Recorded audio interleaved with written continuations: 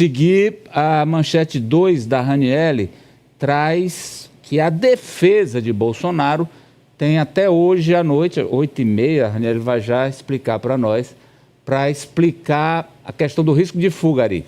Defesa de Bolsonaro tem até a noite de hoje para explicar risco de fuga ao Supremo. Aquele documento sobre asilo na Argentina. Pois não, Raniele? E sobre também o descumprimento das outras medidas cautelares que foram impostas. Então, a defesa do ex-presidente tem até às 8h30 da noite de hoje para esclarecer ao Supremo Tribunal Federal por que o ex-presidente descumpriu. A defesa já negou, a gente já mostrou aqui em nota ontem que eles receberam um indiciamento com surpresa e negou o descumprimento das medidas cautelares. A gente lembra que em um próximo descumprimento, há uma ameaça do próprio ministro Alexandre de Moraes de prisão preventiva do ex-presidente. Então, eles devem explicar, primeiro, por que Jair Bolsonaro continuava a usar redes sociais. Eles colocam o WhatsApp como rede social, mesmo com as restrições que já tinham sido impostas a ele desde o fim do mês passado. Também eles querem saber por que Bolsonaro manteve contato com o general Braga Neto no ano passado, mesmo após umas primeiras medidas cautelares, após aquela operação Tempus Veritatis. Ele, assim como Bolsonaro, é réu nessa investigação de tentativa de golpe. E também quer saber sobre essa carta em que Jair Bolsonaro pediria asilo ao presidente da Argentina, Javier Milei. Essa carta teria sido elaborada no dia 10 de fevereiro de 2024, 2 dias antes de Jair Bolsonaro se hospedar na Embaixada da Hungria aqui em Brasília.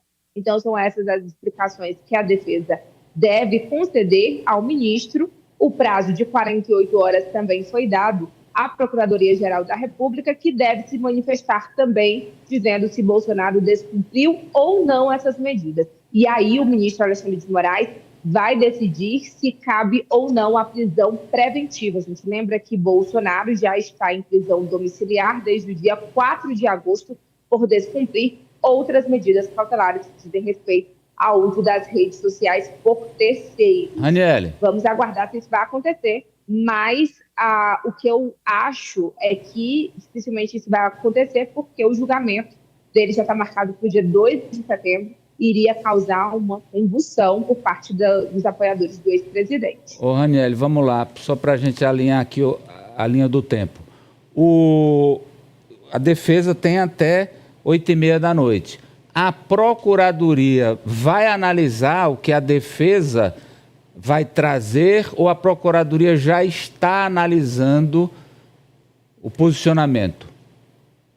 Bom, na decisão do ministro Alexandre de Moraes, ele também deu 48 horas para a PGR se manifestar, se houve ou não descumprimento.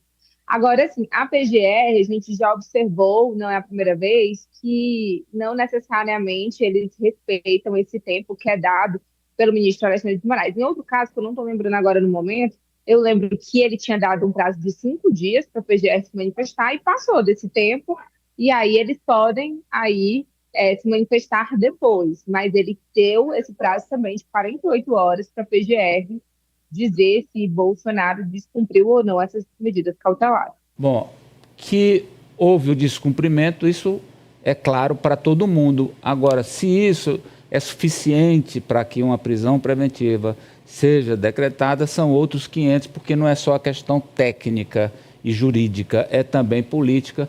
Acho que Moraes vai, em linha com o PGR, dar mais um tempo, relevar a situação. É isso, Mariano? Quando você fala em linha, assim, é em consonância, né? Porque que os dois vão atuar, assim, a PGR vai dizer que não cabe, deixa como está, e o Moraes também. Eu acho que permanece na prisão domiciliar. Pois é isso. E para um outro tipo de prisão só depois do julgamento, se for condenado. E eu acredito que o ex-presidente vai ser. É isso, né, Franci? É isso, Amadeu. Inclusive, quando a gente recorda, faz esse histórico, ali antes do Moraes determinar a prisão domiciliar de Jair Bolsonaro, ele havia ali apontado uma série de medidas cautelares que foram descumpridas, ele deu uma oportunidade. E aí, depois dessa segunda oportunidade, é que ele decretou a prisão domiciliar de Jair Bolsonaro. Então, em relação a esse caso, eu acredito que vai ser o mesmo modus operandi. Não vai determinar uma prisão preventiva, vai se manter na domiciliar. E acho que também a decisão não sai hoje, deve ficar para a semana que vem. Até porque chega às 8h30, vai analisar meia-noite, não. Só semana que vem é o que eu imagino. Vamos seguir, porque Eduardo Bolsonaro se manifestou, Raniele, sobre defender apenas o pai dele nessas questões aí com os Estados Unidos e não a defesa dos condenados pelo 8 de janeiro. Ele disse que não é bem assim.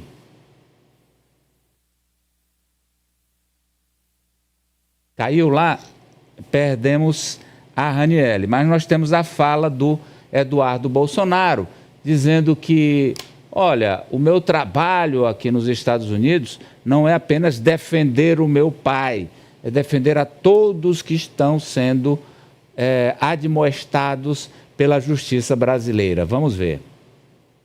Vocês já me viram alguma vez falando que eu estou preocupado apenas com meu pai? Como é que é a carta do Trump para o Lula, primeiro parágrafo, fala em perseguição a Jair Bolsonaro, seus familiares e seus apoiadores? Agora, é óbvio, se for passado um projeto que nem a anistia né, mas de redução de penas, isso daqui visa o quê?